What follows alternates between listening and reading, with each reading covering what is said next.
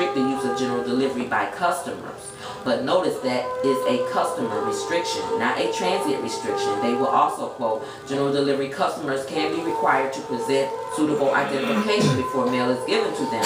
And general delivery mail is held for no more than 30 days unless a shorter period is requested by the sender. Subject to 1.2 general delivery mail, and it may be held for longer periods if requested by the sender or addressee. Again, notice that the terms used are restricting the customers and the addressee, both being commercial terms of commercial persona, which does not apply to transients and sojourners. They may ask you to fill out a USPS form to request general delivery. This is not a general delivery through the post office, but a commercial customer general delivery request of the USPS. You have no need to request that which is already common to all people and readily available without restriction, hence being of the common law. Such commercial-oriented request forms are for customers, not transients. Just advise everyone to start sending your first-class mail to you as shown above, and then go to the post office once a week and ask them for mail they may be holding with your name on it in the general delivery. They will almost always ask for identification. Hopefully you personally know the clerk.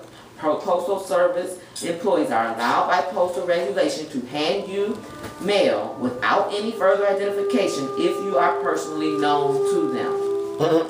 If not, show them a copy of your baptism in Christ Jesus from the church signed by Christian witnesses. If they insist on a picture identification, tell them you simply have no identification with your picture on it, such as a state driver's license. Tell them that you are a good and lawful Christian who does not receive benefits from the government, including ID cards or licenses. They will most likely presume that you are one of those Quakers or belong to some other religious cult, and then they will also be in fear that if they deny you any matter in general delivery, that they may be in civil rights trouble, so they almost always will give you your general delivery matter. The evidence of a mailbox on a house, in front of a house, or a post office box prove military commercial residency as an enemy in the field. A doorbell or door knocker is an invitation under military and statute law to break down the door, if necessary within their own discretion, because it is presumed that the existence of such is to permit or allow anyone to enter for any reason once an announcement has been made and without any further protocol necessary to gain entry. Killing motherfuckers. Jurisdictional trap of free delivery. The jurisdictional trap of free home delivery. Book it, baby. You got a doorbell or a door knocker. That's an open doorbell invitation. Or door knocker is an invitation under military and statute law to break down the door if necessary within their own discretion, because it is presumed that the existence of such is to permit or allow anyone to enter for any reason once an announcement has been made without any further protocol necessary to gain interest.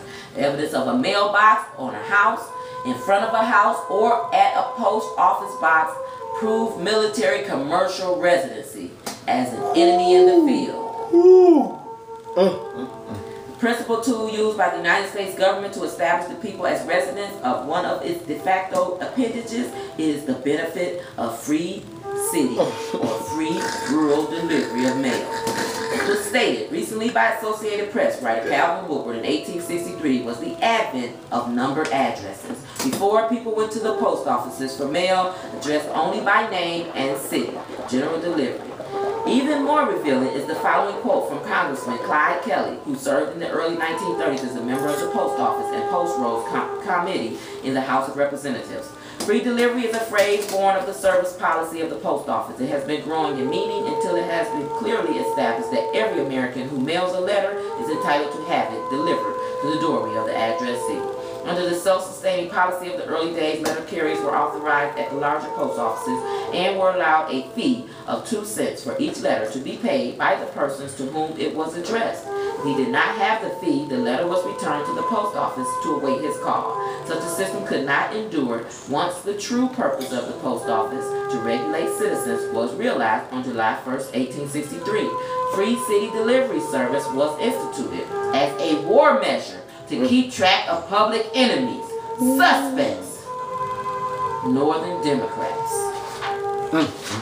Still, more eloquent testimony to the service ideal of the post office is found in the rural free delivery. It might be argued that it would be more economical to deliver mail in congested cities than to provide storage spaces in general delivery for mail awaiting the calls of patrons, not customers or residents. But no such reasoning will apply to smaller towns from which most of the rural routes radiate. There never was any other motive than the public welfare behind the establishment of the rural free delivery service. The one test in changes in routes must be